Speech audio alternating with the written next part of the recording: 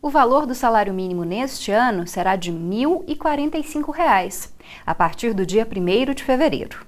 Por causa disso, os empregadores e os empregados têm que ficar atentos com as mudanças no pagamento do Fundo de Garantia e da contribuição ao INSS nos próximos meses.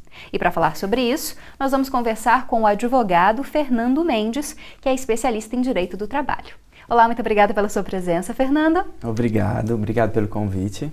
Queria que primeiro você explicasse para a gente como é que o empregador deve alterar esses valores, né, na carteira de trabalho, quando que isso deve ser feito e de que forma que o aumento do salário mínimo vai interferir nessas outras contribuições. Certo. Na verdade, toda vez que houver uma alteração salarial, isso deve ser modificado na carteira de trabalho do empregado. Então, em janeiro, houve uma alteração do valor do salário mínimo para R$ 1.039, que é o valor que está em vigor atualmente. A partir de 1º de fevereiro, como você bem disse, passará a ser R$ 1.045.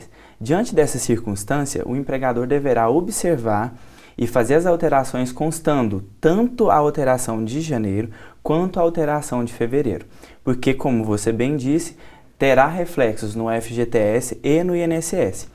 O valor do salário mínimo de fevereiro não terá efeito retroativo. Então, em janeiro, o valor do salário mínimo é R$ 1.039. A partir de fevereiro, R$ 1.045.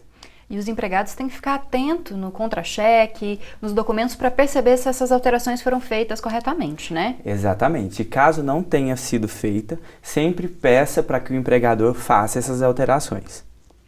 E em relação ao saque do FGTS, muda alguma coisa com esse novo salário mínimo? Como é que o empregado que quer fazer esse saque deve agir nos próximos meses? Atualmente, aqueles que possuem até um salário mínimo na sua conta vinculada do FGTS poderá sacar na integralidade esses valores que estão à sua disposição, tanto nas contas ativas quanto nas contas inativas.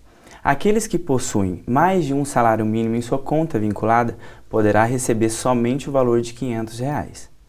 Por que isso acontece? Explica pra gente. Essa é uma alteração atual aqui da legislação e o governo colocou dessa forma para que nós possamos utilizar, para facilitar toda a negociação, colocar dinheiro no mercado para que a gente possa movimentar e aquecer o mercado.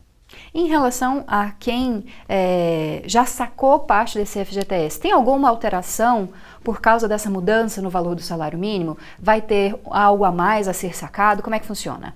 Então, aqueles que possuem até um salário mínimo em sua conta vinculada e eventualmente já sacou R$ 500, ele poderá sacar essa diferença.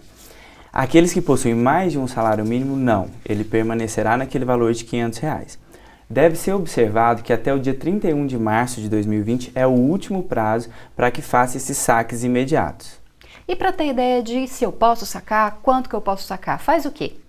Procure uma Caixa Econômica Federal mais próxima do seu bairro e lá tem todas as informações de quanto sacar, quando sacar e outras informações pertinentes.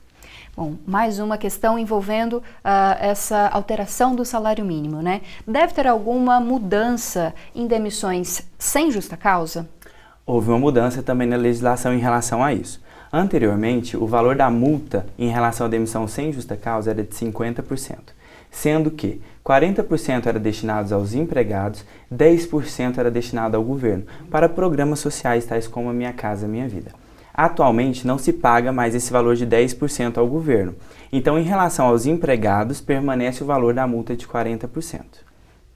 Bom, dá pra gente dar mais alguma orientação que, principalmente, né, o empregado, que é o nosso público-alvo, precisa saber sobre contribuição do INSS, do FGTS, em relação a alterações na legislação trabalhista nos últimos tempos e que ele tem que ficar ligado? A gente sempre pede para que o empregado acompanhe esses depósitos do FGTS. Tem um aplicativo da Caixa Econômica Federal onde ele pode fazer esse acompanhamento periódico. Ele pode também se direcionar à Caixa Econômica Federal e puxar o extrato analítico do seu FGTS, onde vai constar todas as contribuições.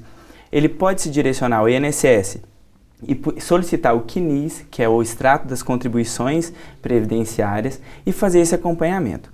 Alterações importantes foi também em relação ao saque de doenças raras. Aqueles empregados que possuem doenças raras ou os seus dependentes poderão sacar a integralidade do seu FGTS, seja em contas ativas ou inativas. Outra mudança importante também é em relação ao saque aniversário.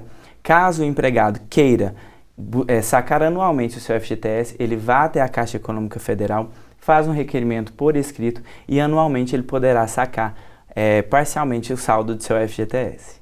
Para finalizar, se o empregado constatar qualquer tipo de diferença, constatar que o empregador não está pagando corretamente ou não está pagando, o que ele deve fazer?